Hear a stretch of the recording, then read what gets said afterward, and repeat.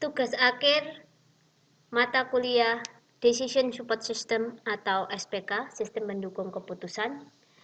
Pada kali ini kami mengambil tema rekomendasi pemilihan menu untuk penderita diabetes mellitus.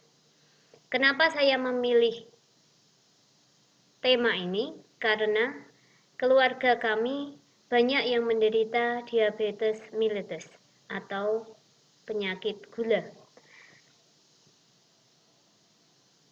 Ibu, bapak, dan kakak saya adalah penderita diabetes mellitus.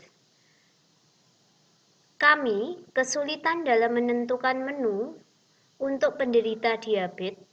Kenapa? Karena banyaknya pantangan dalam makanan penderita diabetes. Untuk itu, kami merekomendasikan program ini agar dapat membantu baik perawat maupun keluarga ataupun pasien agar dapat memilih makanan yang tepat untuk penderita diabetes.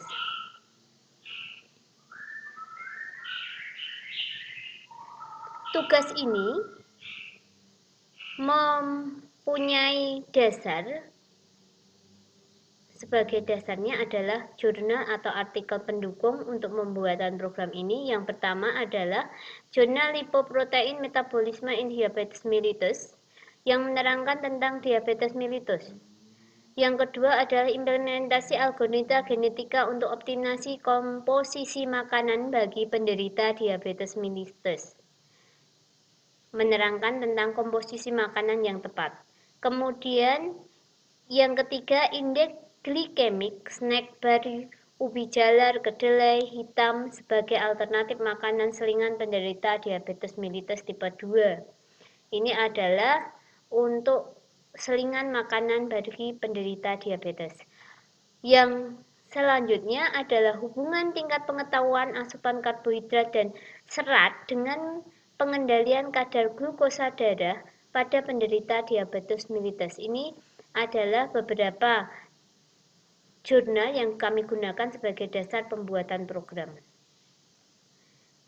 Langsung kita menuju ke program yang kami buat dengan menggunakan Excel sederhana. Decision Support System atau dalam membuat program, kita harus menggunakan yang utama adalah keterangan penggunaan. Jadi, ketika user menggunakan program kita, mereka tidak kebingungan. Kita pertama ke data pasien. Misalnya, namanya adalah Intan. Kemudian jenis kelamin bisa kita pilih wanita. Tinggi badannya 150. Kemudian berat badannya misalnya 50. Umurnya adalah 30 tahun. Aktivitasnya adalah di aktivitas, silakan dilihat di aktivitas.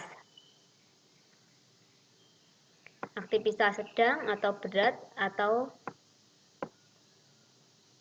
ini adalah bed rest atau sedang ringan atau sedang atau berat.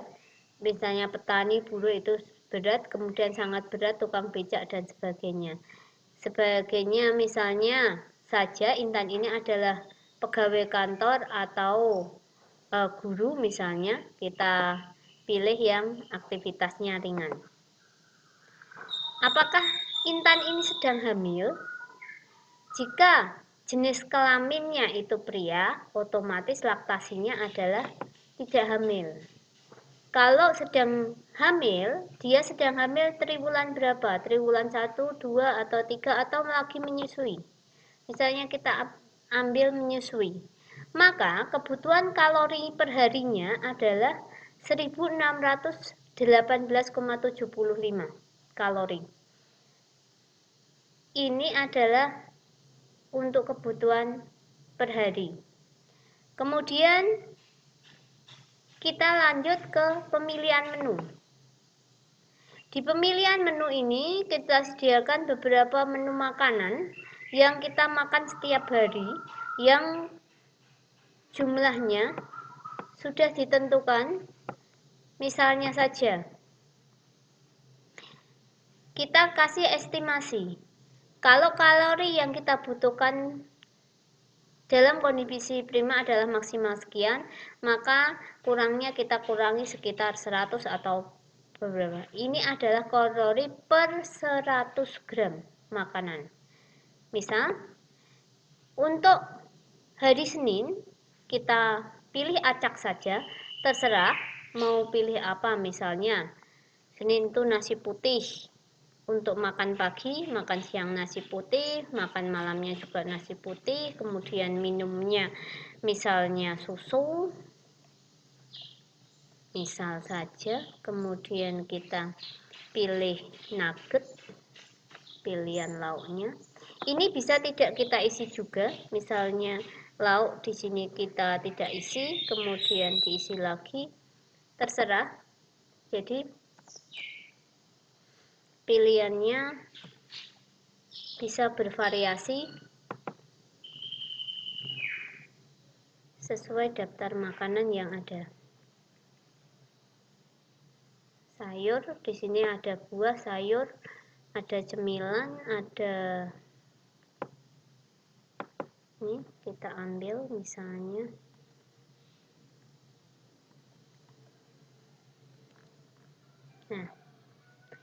pemilihan makanan pasien pada hari Senin adalah seperti ini. Pemilihan hari kedua misalnya kentang, misal kita isi satu, kita acak-acak.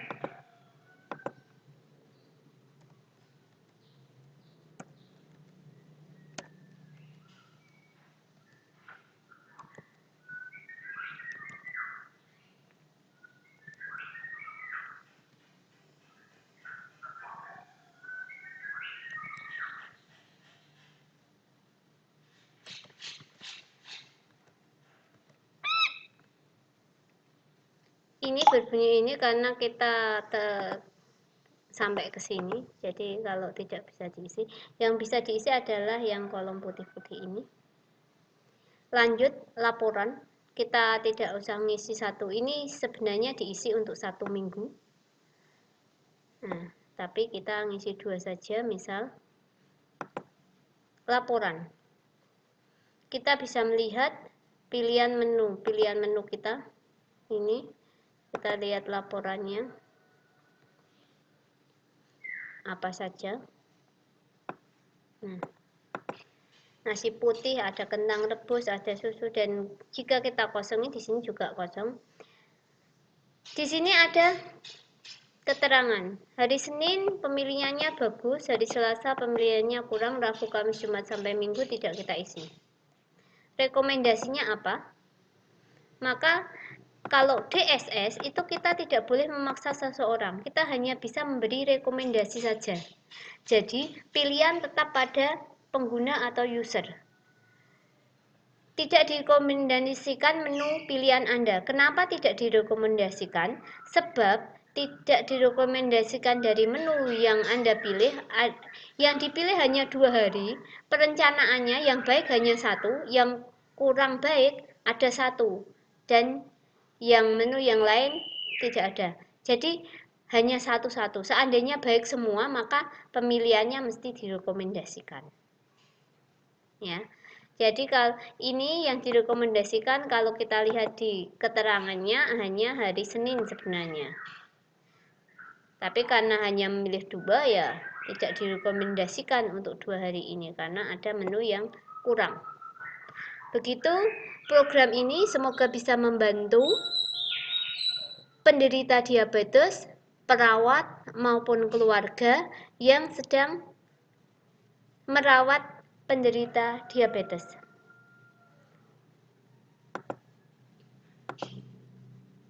Oke, terima kasih. Selamat sore.